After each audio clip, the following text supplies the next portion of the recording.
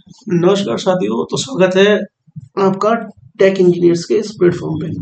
भाई एक क्वेश्चन जो इंटरव्यू में फ्रीक्वेंट पूछा जाता है कि अगर ये बताओ कि सिंगल फेज में 220 वोल्टेज है तो तीनों को मिलाकर 660 क्यों नहीं हो सकती, आखिर रीजन क्या है। तो भाई मैं देख रहा हूँ यूट्यूब पे बहुत सारी वीडियोस पड़ी हुई हैं, पर मेरे को कोई जेन्युइन सोल्यूशन नहीं लगा, खाली एक या दो बंदों के छोड़ के, ठीक है, जिन्हें मैं आइडियली मानता हूँ। वरना इतने प्लेटफॉर्म वाले भाई ढंग से कुछ भी नहीं बता रहे हैं, बस इतना बोल देना है कि आप ये फेस सीक्वेंस ले लो कि वेक्टर सम होता है। भाई क्या मतलब है इसका, पूरा एक्सप्लेन कीजिए ना इसको, अगर आता है तो। ठीक है, तो मैं आपको बताता हूँ भाई, अगर आपको कुछ भी दिक्कत है कमेंट कीजिए। ठीक है, आपको आता है आप कमेंट कीजिए, नहीं तो सुनो बढ़िया तरीके से। ठीक है, तो देखो क्वेश्चन हमारा यही है कि अगर सिंगल फेज 220 है तो थ्री फेज में तीन फेज मिलाकर 660 क्यों नहीं हो सकता। तो भाई ये सामने जो लिखा हुआ है ना, इसको थोड़ी देर भूल जाओ, मैं बताता हूँ क्या करना है। देखो, मैं ये डिस्कस कर चुका हूँ तुम्हारे साथ कि हमारी जो सप्लाई है ना, वो, मैं सेकेंडरी डिस्ट्रीब्यूशन की बात कर रहा हूँ, जो हमारी एरिया में यूज होती है, 11 kV टू 400 वोल्ट, ये है। यानी ये तुम्हारी इनकमिंग हो गई, ये तुम्हारी क्या है आउटगोइंग हो गई, और ये तुम्हारी क्या एवी केबल से, ये क्या है डीवी, जिस पोल पे टंगा होता है डिस्ट्रीब्यूशन बॉक्स, वहां से दो तार आते हैं, एक फेज और एक क्या है न्यूट्रल। ठीक है, मैं ये भी बता चुका हूँ कि फेज क्या होता है, करंट आती है, और न्यूट्रल से करंट क्या है बाईपास होती है, यानी कि दोनों क्या है सर्कुलेट, मतलब पूरा क्लोज पाथ बनाते हैं। अगर एक फेज में आनी चाहिए करंट तो दूसरे से जानी चाहिए, तभी एक सर्किट क्या है कंप्लीट होगा। तो इस टाइप से ये न्यूट्रल फेज वाला मैं कंसेप्ट क्लियर कर चुका हूँ, आगे प्रीवियस वीडियो चेक करूँ। ठीक है, अब ये तुम्हारा क्या है एक हाउस है। ठीक है, अब बात आती है कि 660 कैसे, मतलब क्यों नहीं होता, 440 या 400 ही कैसे होता है। तो देखो, आउटपुट पे क्या है 400 वोल्टेज आ रही है, यानी कि कनेक्शन हमारा क्या होता है डेल्टा टू स्टार। ठीक है, कनेक्शन क्या है डेल्टा टू स्टार होता है। हमारी सप्लाई क्या है स्टार की तरफ से आ रही है, तो स्टार में क्या होता है कि जो फेज वोल्टेज होता है वो लाइन वोल्टेज के बटे √3 होता है। अब देखो यहाँ पर एक चीज आती है कि फेज वोल्टेज क्या होता है, लाइन वोल्टेज क्या होता है। तो भाई मेरे देखो, ये है तुम्हारा न्यूट्रल पॉइंट। ठीक है, तो जो दो लाइन के बीच में वोल्टेज होता है ना, दो लाइन के बीच में, जैसे ये आर है और ये वाई है। ठीक है, चाहे लाइन बोल दो चाहे फेज बोल दो, दो फेज, एक आर और एक वाई, इनके बीच का वोल्टेज क्या कहलाता है, लाइन वोल्टेज कहलाता है। जबकि एक फेज और न्यूट्रल के बीच में वोल्टेज फेज वोल्टेज कहलाता है। आई रिपीट कि दो फेज आर और वाई, इन दोनों के बीच के वोल्टेज क्या है, लाइन वोल्टेज कहलाता है। जबकि एक फेज और एक न्यूट्रल के बीच का वोल्टेज क्या है, फेज वोल्टेज कहलाता है।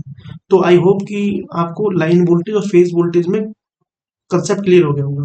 ठीक है, अब मेरी बात सुनो, हमें क्या चाहिए यहाँ पे, लाइन वोल्टेज चाहिए, है ना, लाइन वोल्टेज चाहिए वी एल बराबर, तो इस रूट की मल्टीप्लाई उस साइड करो। ठीक है, तो ये √3 और बी फेज। ठीक है, अब भाई √3 into b phase, phase voltage कितनी थी हमारी 230 थी। ठीक है, इसको जब मल्टीप्लाई करोगे ना, 398.36 या 04 जो भी आए, इतना वोल्ट आता है। ठीक है, इसी को ही हम क्या है 400 वोल्ट क्या है कंसीडर करते हैं। ठीक है, ये दो फेज में, अब चाहे तुम आर बाई, चाहे तुम आर वाई में निकालो तब भी 400 वोल्ट आएगी, वाई बी में निकालो तब भी इतनी आएगी, और बी आर निकालो इतना है।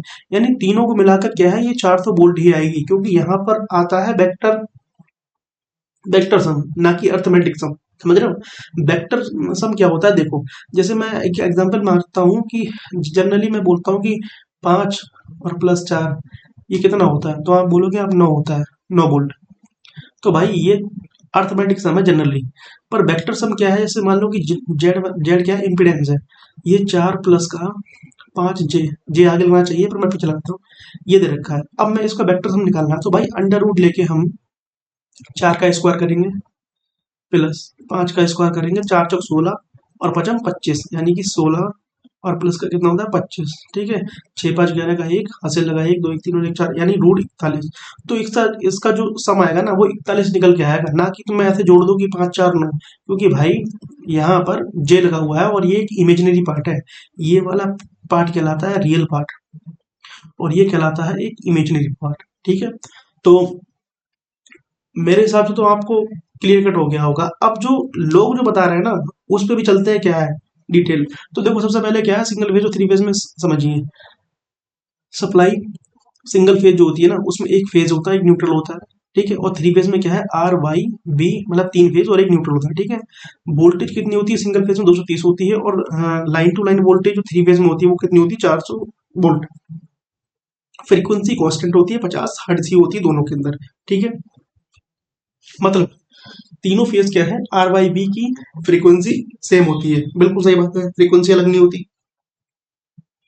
अब बात करते हैं कि बस, हाँ, फेज एंगल एंगल के में अंतर होता है, वो कैसे होता है वो देखते हैं। ठीक है, चलो देखो, जो कॉमन मिसकंसेप्शन है ना वो ये है कि तीनों को जोड़ो या मल्टीप्लाई करो, 660 बैठा दो। भाई ऐसे कैसे बैठा सकते हो, लाइन वोल्टेज और फेज वोल्टेज को देखोगे नहीं देखोगे आप। ठीक है, अब देखो ये तो गलत है, क्योंकि 3 फेज समान दिशा में नहीं बल्कि 120 अपार्ट मतलब होते हैं अलग। तीनों क्या है, अलग।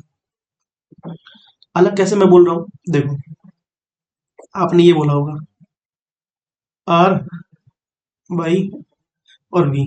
ठीक है, ये बोला होगा कि 120 एंगल होता है, ये तीनों 12 3 360 का पूरा सर्किल, ये क्या है, तीनों 360 का होता है। तो ईच मतलब एक 120 डिग्री का हो गया। ठीक है, अगर मैं इसको 0 डिग्री रेफरेंस मान के चलता हूँ, इन दोनों के बीच में निकालता हूँ आर वाई में, तो एक देखो पहले मैं 0 डिग्री को रेफरेंस लेके चलता हूँ। ठीक है, आर वाई में निकालता हूँ ना तो 120 डिग्री निकलता है। जब इस साइड में जाता हूँ पूरा, तो क्या है, माइनस का 120 डिग्री या 240 डिग्री। और अगर ऐसा देखा जाए तो ये क्या है, आपस आपस में कैंसिल आउट हो जाएंगे। समझ रहे हो, तो यहाँ पर क्या है, देखो वेक्टर वोल्टेज जो है वेक्टर क्वांटिटी है, सिंपल, अर्थमेटिक नहीं। मैं पहले बोल चुका हूँ कि अर्थमेटिक यहाँ पे नहीं लेना, यहाँ पे लेना है वेक्टर क्वांटिटी। ठीक है, इसलिए तीनों को जोड़ने का मतलब है वेक्टर एडिशन, ना कि दिस। ये गलत है। ठीक है, अब यहाँ पर देखो, आपने सुना होगा कि 3 लोड होते हैं, एक रजिस्टिव होता है, एक इंडक्टिव होता है और एक कैपेसिटिव होता है। ठीक है, अगर मैं रजिस्टिव लोड की बात करूं तो ये है तुम्हारा रजिस्टिव लोड मान के चलता हूँ इस टर्म टाइप। ठीक है, अगर रजिस्टिव लोड जैसे ये है, ये करंट ले ली मैंने। ठीक है, और मैं इसी पे ही वोल्टेज बना दूं इस टाइप से, तो यहाँ पर एंगल जो दोनों का हो जाएगा वो कितना हो जाएगा, 0 डिग्री हो जाएगा। समझ रहे हो, ऐसे ही जब मैं इंडक्टिव की बात करता हूँ तो इंडक्टिव में क्या है, देखो ये तो तुम्हारा रजिस्टिव लेके चल रहा हूँ। ठीक है, इंडक्टिव थोड़ा क्या है, थोड़ा लेट से चालू होता है, क्योंकि इसमें करंट जो है लैग करती है। और कैपेसिटिव तुम्हारा क्या है, ऊपर से आता है लीडिंग के लिए। ठीक है, तो यहाँ पर वही है, ये तुम्हारा पहले है और ये क्या है बाद में है। तो देखो यहाँ पर ये मैक्सिमम होती वैल्यू, ये भी मैक्सिमम होती है और ये भी क्या है, मैक्सिमम पॉइंट है। तो दो वेव क्या है, मैक्सिमम है, और वहीं सडन एक एक वेव क्या है, नेगेटिव है। समझ रहे हो, और तुम ये भी देखोगे कि दो पॉजिटिव है तो एक क्या है, नेगेटिव है। ठीक है, तो ऐसा अरेंजमेंट चलता रहता है। अब एक चीज और आती है, अगले पेज पे देखते हैं।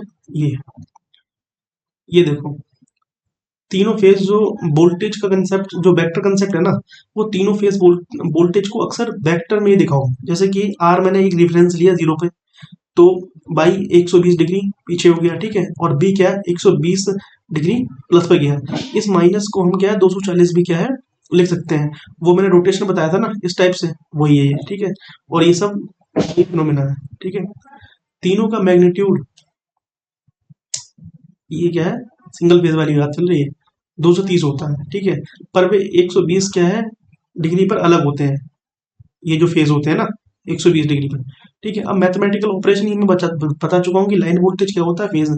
लोग आपको ये बताएंगे कि डायरेक्ट √30 से मल्टीप्लाई करो 230। अरे भाई जिसने आईटीआई करी है वो क्या जाने इस चीज को, लाइन वोल्टेज और फेज वोल्टेज को with the help of diagram के कैसे दिखाए। समझ रहे हो। मैंने जितने देखे हैं वो ये देख रहे हैं, किसी ने ये बताया नहीं है कि फेज वोल्टेज लाइन वोल्टेज से कैसे अंतर होता है, आगे कैसे होता है। 1 मिनट का क्वेश्चन का आंसर है, समझ रहे हो। यानी तीनों फेज मिलाने पर वोल्टेज क्या है, 400 ही होगा, 660 नहीं होगा। ठीक है। अच्छा, अब एक चीज है कि क्यों 660 नहीं होता। ठीक है, तो देखो पॉइंट देखते हैं। जब तीनों फेज 120 डिग्री अलग होते हैं तो उनका डायरेक्ट सम जो है जीरो के आसपास होता है। समझ रहे हो ना इस पॉइंट को। हाँ, मतलब एक फेज पॉजिटिव पीक पर है, जो मैं समझा रहा था, होता है, और दूसरा क्या है, नेगेटिव पर होता है, और तीसरा क्या है, उनके बीच में होता है। ये देखो,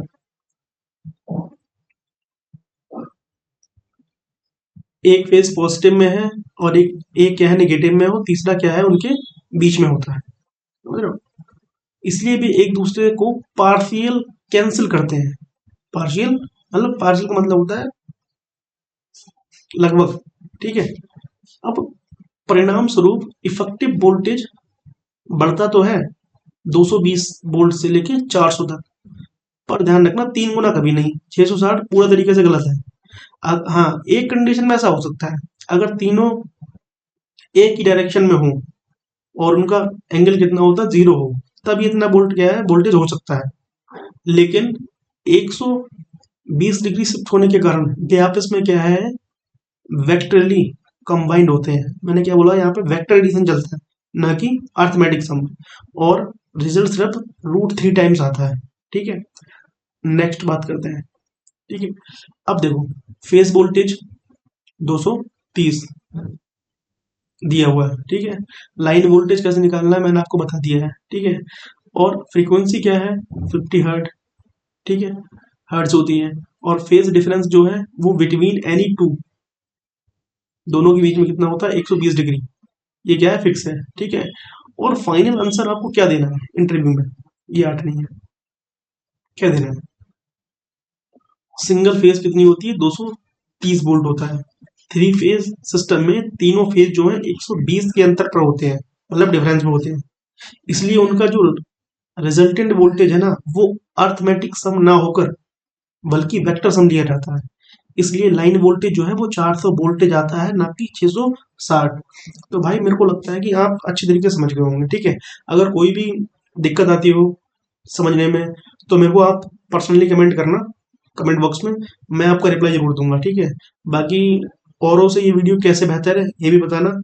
और नॉलेज को भाई, इलेक्ट्रिकल तो ये है कि एक समंदर है, जितना कूदोगे उतना ही नॉलेज गेन करोगे। ठीक है।